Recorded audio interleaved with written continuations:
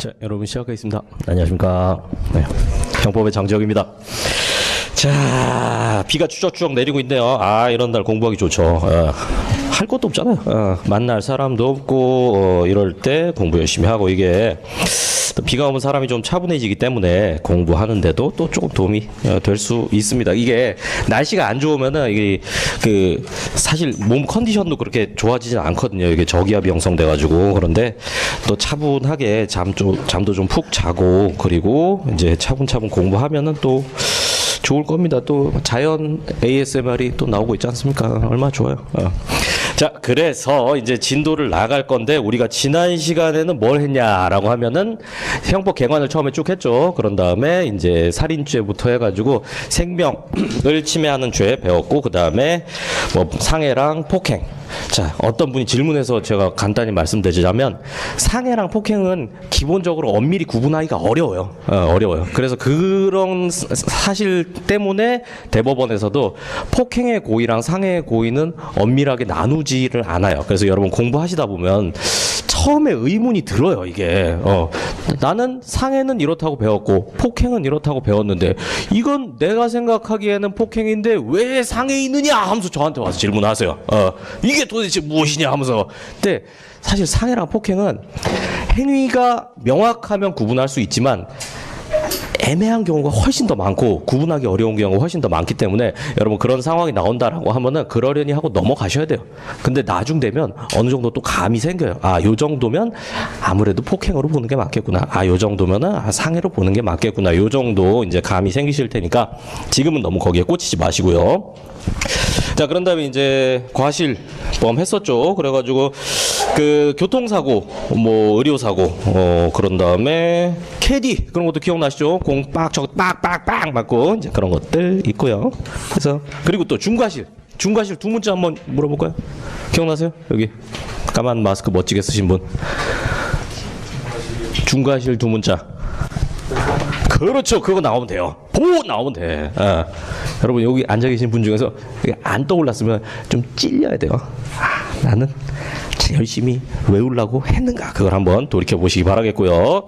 자, 그다음에 낙태죄는 뭐 불합치 받았으니까 일단 넘어가고, 유기학대죄 해가지고 또 여기서도 중요한 것들이 좀 나왔죠. 여기서부터 조금 어렵죠. 이제 이런 게 좀 이제 형법 느낌이 이제 여기서 좀 많이 나요. 그래서 이렇게 요건을 하나하나 분석해가지고 그 의미 범위를 확정하고 실제 사실관계가 여기에 해당되는지 안 하는지, 뭐 그래가지고 뭐 법률상 보호 의무에는 어떤 것들이 포함되는가, 이제 부부라든가 아니면은 이제 친족관계, 친자관계, 그리고 이제 계약상에서는 원칙적으로는 요양병원 같이 계약상 보호 의무가 주된 의무인 경우에만 유기죄의 보호 의무를 끄집어낼 수 있는데, 예외적으로 뭐가 있었습니까?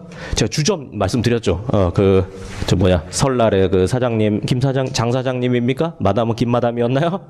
그냥 막 던진 거예요. 몰라, 나도 성씨는. 그래서 이제 그런 상황에서는 예외적으로 보호 의무 이끌어낼 수 있다. 이것도 있었죠. 그런 다음에 마차살이 사건이 있었죠. 이렇게 걸어가다가 오후 3시에 술 먹고 삐 떨어져가지고 이제 아우 추워 그래가지고 하나 그냥 방치하고 집에 갔는데 얼어 죽었다. 그런 경우에도 유기죄를 인정할 수는 없다. 이게 뭐랑 연결이 되냐면은 이제 나중에 여러분 나중에가 아니라 이제 여러분 들어보셨을 수도 있는데, 착한 사마리아인의 법이라는 게 있어요.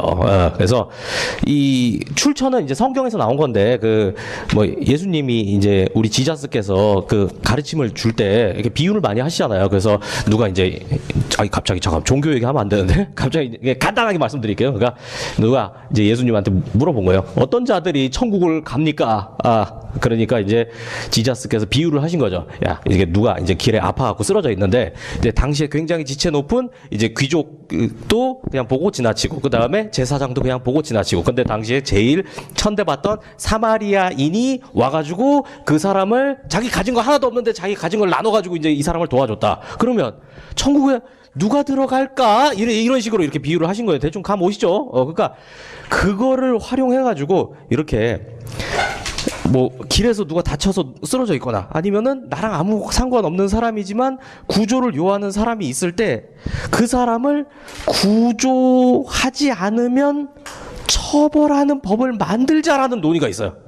자, 구조하지 않으면 처벌하니까 결국 뭐 하란 소리예요?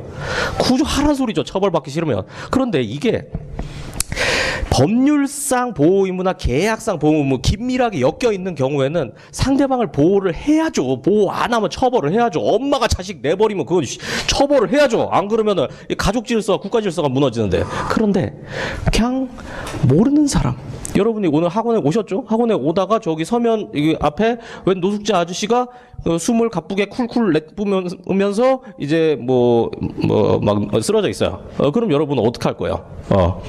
그냥 오겠죠. 그냥 오겠죠. 어떻게 그거. 근데 그거 안 도와주면 처벌한다는 법을 만들자는 게 이 취지예요.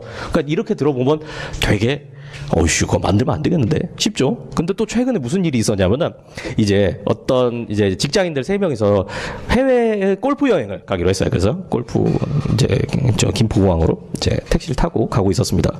쭉 택시 타고 가고 있는데, 택시기사 아저씨가 잘 가다가 갑자기 꺽꺽꺽꺽 하더니 심장마비가 온 거예요. 심장마비가. 그래서 해가지고 이제 이 아저씨가 기절했습니다. 택시는 다행히 이제 택시는 섰어요. 다행히 뭐 어디 박진 않고 택시는 쓰고, 그리고 택시기사 아저씨는 심장마비로 기절을 했어요. 근데 이제 만약에 여러분이라면 어떡하실 거예요? 뭔가 정도 최소한의 조치 정도는 해야겠다라는 생각은 뭐 들죠, 우리는. 근데 이 회사원들, 이 직장인들이 어떻게 했는가? 비행기 시간이 얼마 안 남았는데 그래서 다른 택시 타고 가버렸어요. 그리고 아주 돌아가셨어요. 이거 어떻게 해? 이러면. 그러니까 정리하자면 이거 제가 좀 이제 지금 이게 메인 주제가 아니기 때문에 간단하게 말씀드리는 건데, 이런 상대방 생명 신체에 심각한 해를 입을 만한 이런 구조가 필요한 상황이 있을 때는 최소한의 조치만 해라. 119에 신고만 해라, 새끼들아. 이 정도만 만들자라는 게 지금 논의되고 있어요, 국회에서. 근데 요건 어떠세요? 요 정도다. 119씩 인공호흡 CPR을 하라는 게 아니라, 기사 아저씨한테 뽀뽀를 하라는 게 아니라, 그냥 핸드폰 있잖아 주머니에, 새끼야. 그러니까 119에 전화만이라도 하라고. 이 정도는 해야죠. 이 정도는. 근데 자 보세요. 현행 법에 따를 때 그 택시 기사 승객들을 유기죄로 처벌할 수 있습니까? 왜 안 돼요? 왜 안 돼요, 형님? 관계가 없어서. 좀 법적으로 좀 얘기해 보시죠. 우리 그래도 형법 하루 배웠잖아요. 뭐가 없어서? 책임. 유기죄의 보호 의무가 없기 때문에, 유기죄 보호 의무자가 아니기 때문에, 이렇게 대답하면 베스트가 되겠죠. 그럼 조금 더 가면은 이제 그렇게 되는 거죠. 법률상 보호 의무 없고 계약상 보호 의무 없다. 법률상 보호 의무 법 뒤져 보니까 택시 기사랑 택시 승객 사이에 서로 생명 신체 안전을 보호해 줘야 될 의무를 규정한 법 조항이 없어요. 그럼 날아가는 거지 뭐. 그리고 계약할 때 여러분 택시기사 아저씨랑 계약 체결하면서 뭐 이렇게 그냥 타잖아요. 사실 묵시적 계약이에요. 택시 저도 지금 타고 갔거든요. 부산역에서 자 서면 끝. 이게 뭐예요? 그냥 내가 원하는 대로 델타 주고 나는 돈을 주겠다. 이게 계약에 다잖아요. 내가 약간 심근경색이 좀 있는데 혹시나 내가 이게 힘들면 나를 가까운 의료기관에 데려다주고, 내가 콜록콜록거리면 나를 가까운 보건소나 아니면 질병관리본부 1339에다가 전화를 해주라. 이딴 거 없잖아요. 그러니까 뭔지 이해되시죠? 그래서 제가 이걸 왜 말씀드리냐면, 나중에 이제 이런 것들이 여러분 다 그 면접에서 나와요. 우리 필기만 붙고 이게 끝날 수가 없잖아요. 면접 가면은 이제 이런 시사적인 문제도 슬쩍 물어본단 말이에요. 근데 여러분이 이렇게 한 번이라도 들어놓으면은 떠듬떠듬 얘기를 할 수 있다고요. 그리고 일단 얘기했을 때 눈빛이 달라, 눈빛이. 내가 예전에 한번 들어본 거만. 앞에서 이제 막 그 면접관이 뭐 착한 사마리아인 어쩌고 저쩌고 해요. 그럴 때 이거 전혀 모른다라고 하면 바로 동공이 떨려. 그러면 채점관이 X, 여러분 사진에다 X. 아무로 듣지도 않아. 사실 면접이라는 게 그 말하는 내용도 중요하지만 이런 뭐랄까 대응이라든가 태도라든가 이제 그런 것들도 되게 중요하잖아요. 여러분 처음에 사람 만날 때 첫인상 이런 거 면접에서도 결국 첫인상 보는 거예요. 그런데 여러분이 그 자신감 있는 눈빛으로 바짝바짝거리면서 네 착한 사마리아 법에 대해서 잠깐 설명드리겠습니다. 뭐 이런 식으로 이렇게 한다라고 하면 뭐 내용 뭐 자세히 듣겠어요? 다 아는데 척 들어보면 알지. 저도 아까 두 문자 물어볼 때 그랬잖아요. 중과실을 해가지고 뭐 나오니까 제가 됐다 그랬어요. 제가 너무 흥분했나요 아침에? 그런가? 보호 나오니까 그냥 끝났잖아요. 이거예요, 이거. 좀 뭐 대단하게 막 넥타이 예쁘게 매고 뭐 감색 수트를 입고 머리를 말아서 뒤로 올리고 눈썹을 보이고 이거 막 본질적인 게 아니에요, 이거는. 아이 뭐지? 여러분 뭐 면접 보러 가는데 당연히 뭐 단정하게 하고 가면 되지. 여러분 뭐 대학교 면접 보러 갈 때 딱히 뭐 정장 입고 가요? 대학교 면접 보러 갈 때는 교복 입고 가면 되잖아요. 그렇게 단정하게 교복 입고 온 놈이랑 쇼미더머니 나가는 것처럼 하고 벙거지 모자 쓰고 온 놈이랑 누구 뽑을 거예요? 당신은 우리와 함께 가 목걸이 주고 막 아니잖아. 그러니까 이제 뭔지 아시겠죠? 지금 이제 공부하기로 시작을 했으니까 자꾸 집어 넣으세요, 머리에다가. 자, 그래서 6일째 됐어요. 좀 쉴까요? 오, 힘든데?